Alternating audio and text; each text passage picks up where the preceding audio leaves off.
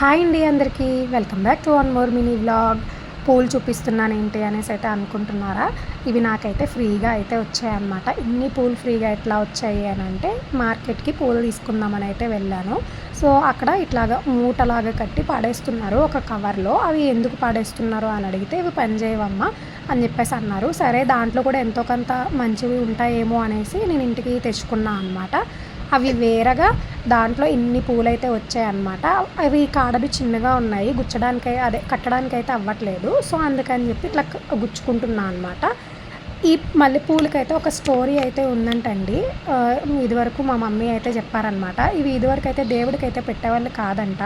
And వీటిని భోగం పూలు అని కూడా పిలిచేవారంట. అట్లా దేనికి పిలిచేవారు, దేవుడికి ఎందుకు పెట్టేవారు కాదు అని మీలో ఎవరికైనా తెలిస్తే ఖచ్చితంగా కామెంట్ అయితే చేయండి. అండ్ ఆ పువ్వులు గుచ్చగా 3 పైన అయితే వచ్చాయి. అండ్ ఇంకా మిగిలాయి కూడా. అంతే అండి. ఇంక వీడియో. Bye bye.